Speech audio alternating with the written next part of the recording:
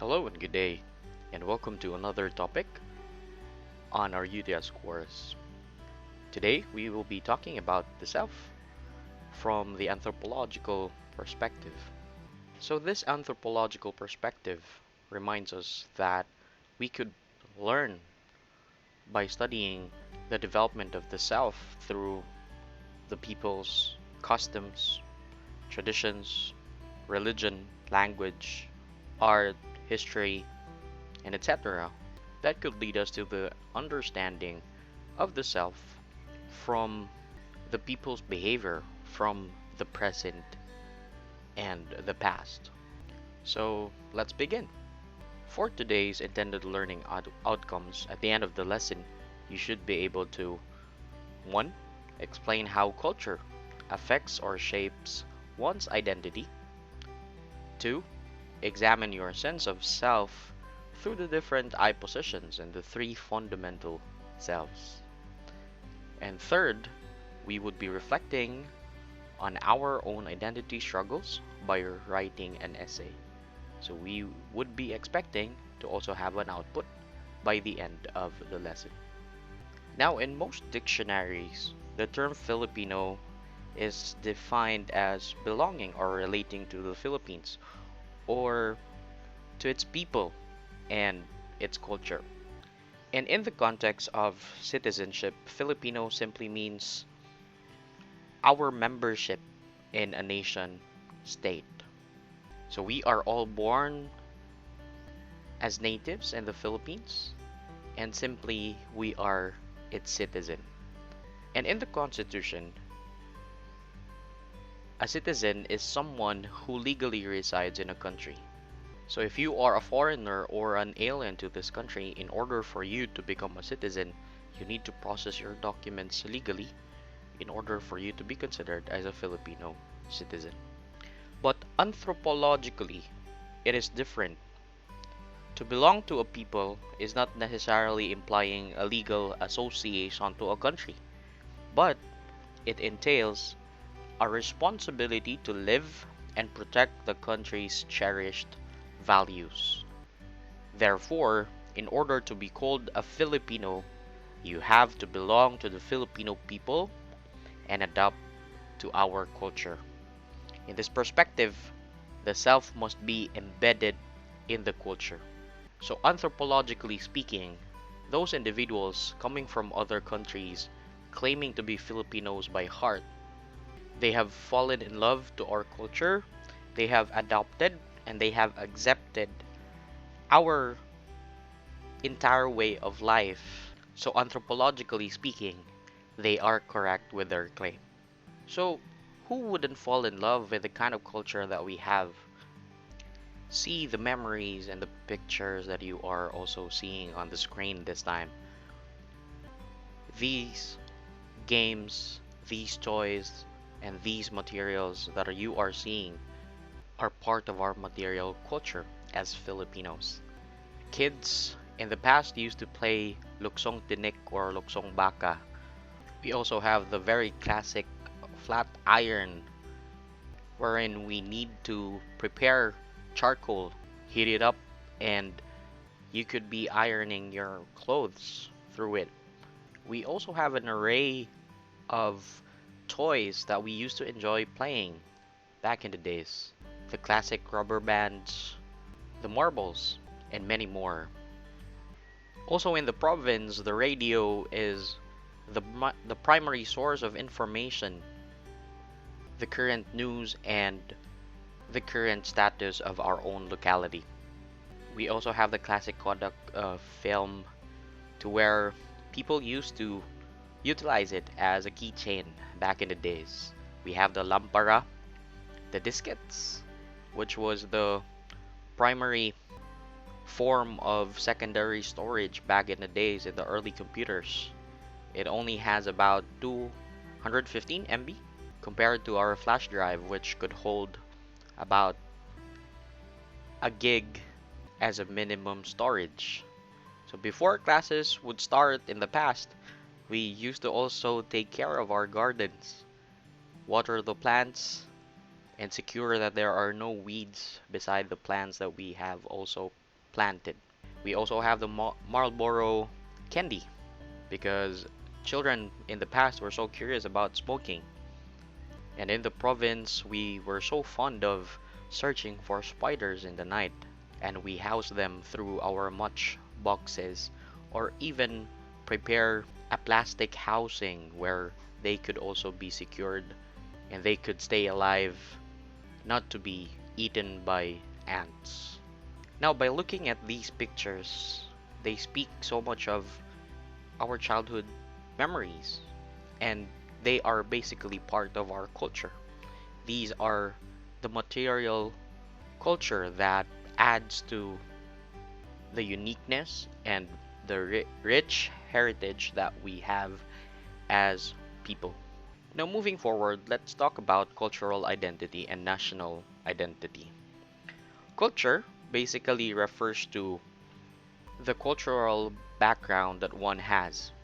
Culture is derived from the Latin word culture or cultus, meaning to care or to cultivate. It is also analogous to caring for an infant. Because an infant has prolonged dependency, he or she has to be taken care of by the people around him or her. The infant has to learn from them so he or she can better adjust while growing up on his or her immediate cultural environment. And that also basically goes with our culture. We need to take care of it like an infant. It needs to be nourished with the practices that we perform each and every day of our lives. Now, as an individual interacts with people and makes sense of how he or she functions in the context of his or her social and cultural background, he or she learns that he or she has both personal identity and the collective identity that basically describes himself as part of the people in a particular culture.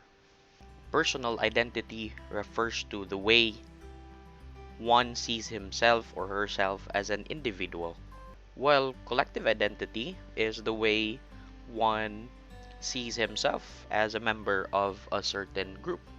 So in our case, our collective identity is being a Filipino and being part of the Filipino community. Now, identity refers to who the person is, and it may also refer to the qualities and the traits of an individual that make him or her different from others. So, in this phrase, we understand that there are many ways to distinguish people. An example is identifying them in geographical context or based on where they come from. So people from the West are different from the people from the East because they are located in opposite sides of the world. And identity also refers to how a person sees and expresses oneself. Now, moving forward, cultural identity refers to the identity or that feeling of belongingness to a certain culture group. Cultural identity also refers to our own perception about ourselves anchored on our race, our gender, our nationality, religion, ethnicity, and language. So we could identify ourselves as Filipinos because we embody the Filipino cultural ways and traditions to which we are exposed while growing up. While being a Filipino, we may also identify ourselves as Catholics because it could be our religious background. And the cultural categories that shape our overall cultural identity prove how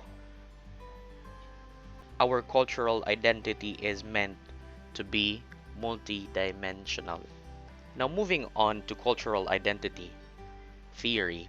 This explains why a person acts or behaves the way he or she does. This theory makes sense of how an individual is influenced by the cultural contexts he or she is situated in. Like, for example, a single person can possess multiple identities, simultaneously making him or her part of many cultural groups. These identities overlap and form the identity of an individual. Like, for instance, to some of us, we have embraced blended cultures and they have also made us possess multiple identities. And we are reminded that we were conquered by many conquerors back in the past, including the Spaniards and even the Americans. We also have the Chinese influences and many other cultures, which are reflective on the rituals, the activities that we do, and the customs that are observed in our ways of life. Now, in the context of the cultural identity theory, a nation is not just a geographical location, but it refers to a group of people built on the premise of shared customs, traditions, religion, language, art, history, and even more. So here we could learn that it is more than just a geographical location or a land mass, but a nation refers to its people and all the activities that we perform embedded in our culture and describing us as a nation in general. Now, national identity refers to the identity or feeling of belongingness to one state or a nation. Rupert Emerson, a political scientist, defines national identity as a body of people who feel that they are a nation, meaning our feelings, our thoughts, and our behavior embody our national identity as a nation. Now, our national identity is socially constructed. It is influenced and shaped by the material and non-material cultures. As I have previously mentioned earlier, the material culture pertains and refers to the tangible things like the national flag, our emblems, or the seal, and those representing all the people who are part of a nation. While on the other hand, the non-material culture embodies the shared understanding of a group of people, which includes our norms, which basically talk about the rules and the policies that we have as a nation, including also the beliefs and the traditions that we perform each day. They could be intangible, but we could easily spot and observe these customaries, routines, rituals in the everyday lives of the Filipinos. Now, our national identity requires the process of self-categorization.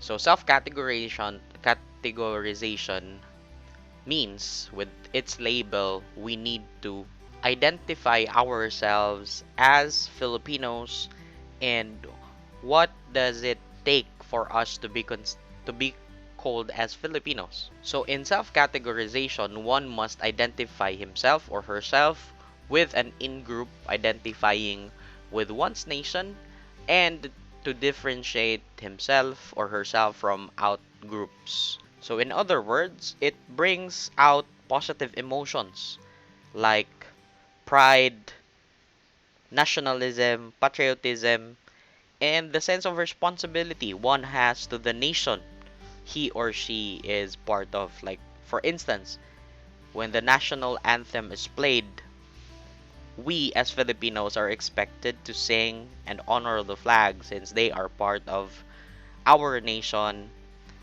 and we honor our national anthem.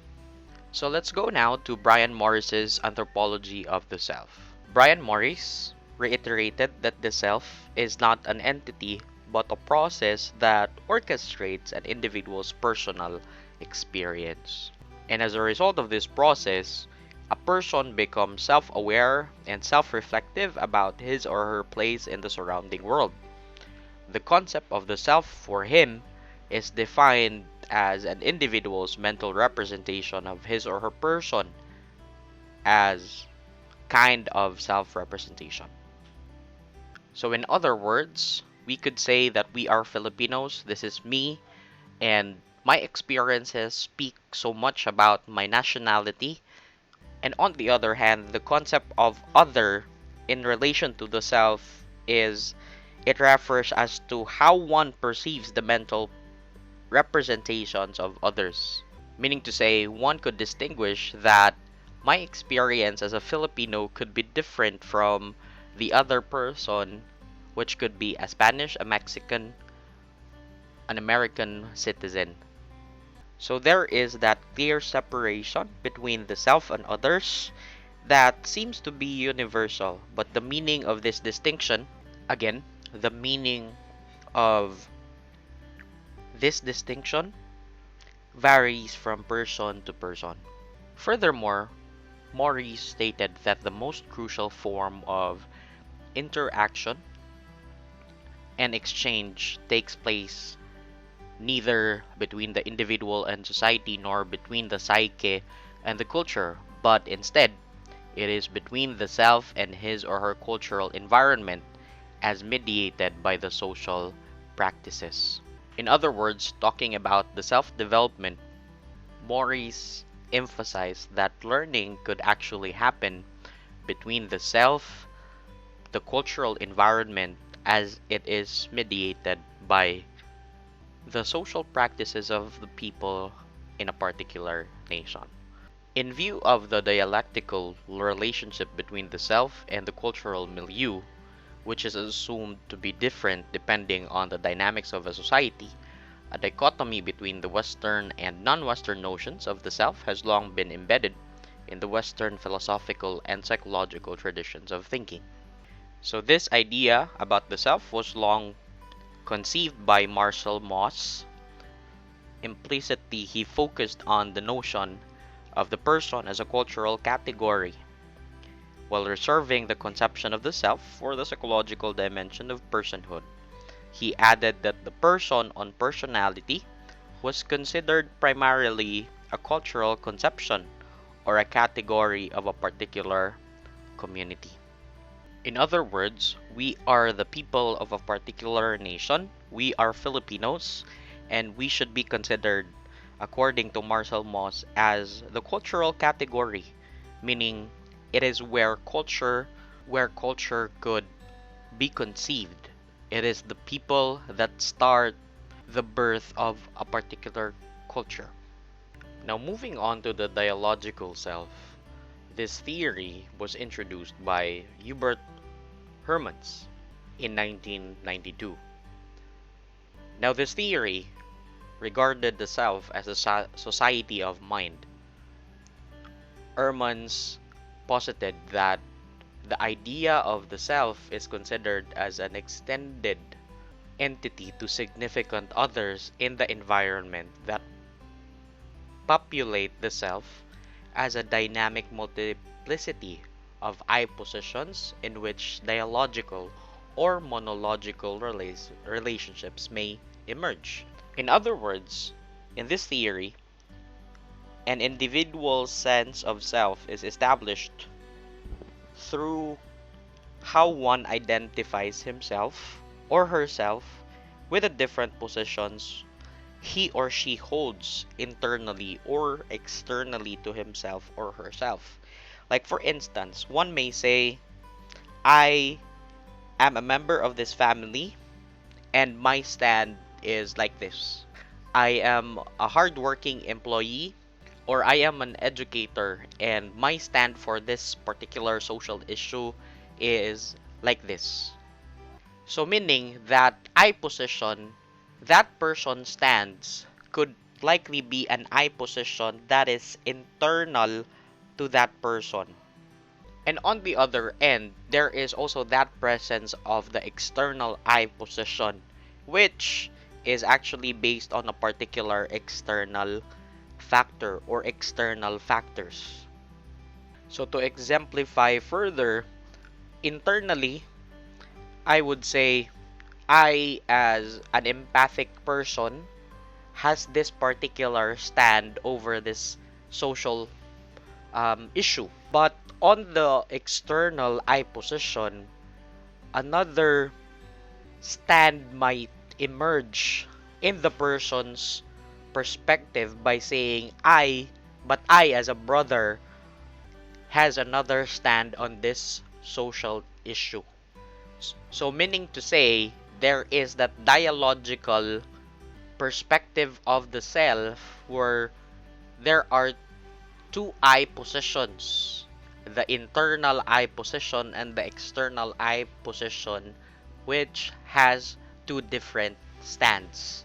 For Ehrman's, the dialogic self is a relational concept, and in this view, the autonomy of the self is not constituted in an internal intra-individual negotiation made by one I position with respect to another, but it is intensely interwoven with an external dialogical relationship with actual others.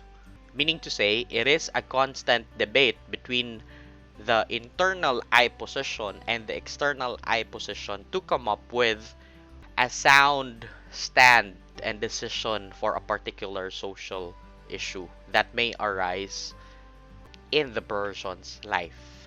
And according to Ehrman, when positions are silenced or suppressed, meaning there is only a presence of an internal I position or the external position, I position, then the relationship becomes monologic instead of dialogic.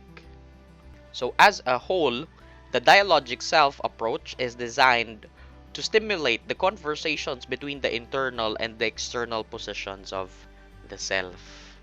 So let's go now to the individual self, relational self, and the collective self. The individual self reflects the cognitions related to traits, states, and behaviors that are stored in our memory. They could also be about our own personal opinions about ourselves, like we are religious, we feel cold, or we are generous, or I am ambidextrous. On the other end, the relational self reflects the cognitions that are related to one's relationship, like um, you are a father, I am a brother, you are a sister, and your other relationships with other individuals. The collective self, on the other end, is the is about the cognitions that are related to one's group. Like for example, when you would say real in a regionalistic way that you are a Cebuano, he is an Ilocano, she is an Ilongga, or I am a Filipino, or we are Filipinos. So each self is inherently social. Each self involves assimilations and contrasts, which respectively occur between and within persons, even dyads and groups for the individual, relational, and collective self. Furthermore, each self is important and meaningful to human experience. Now let's go to the last portion of this lesson, which is basically about identity struggles. Now, we may actually have this experience where we were described as stubborn, lazy, unsympathetic, undisciplined, bossy, insecure, perfectionist, impatient, uncooperative, hostile, careless, insensitive, undisciplined. Meaning to say, what I'm describing here is that we might actually have an experience where we got to also hear negative comments from people, because people might be so quick to judge on others, and people's actions in every situation may vary depending on the physiological and the psychological states. And an individual can be unsympathetic because of the particular individual issues, but people sometimes fail to also consider any justification for why one can be unsympathetic.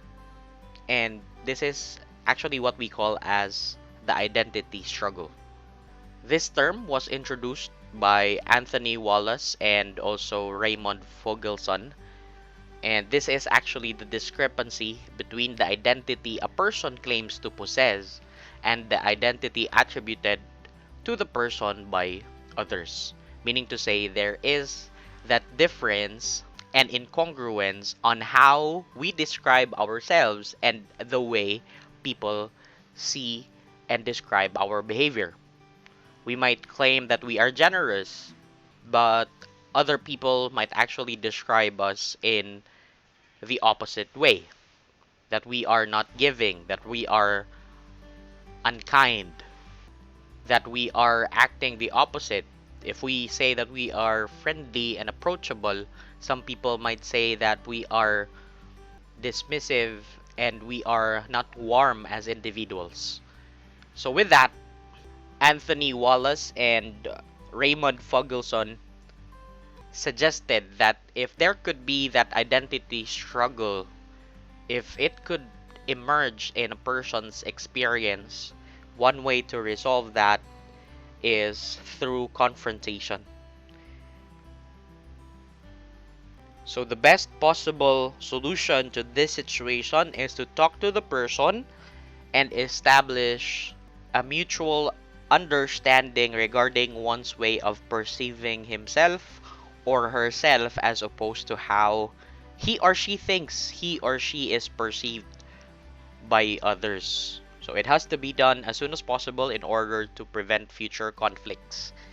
And the confrontation, however, must be done in a calm and respectful manner.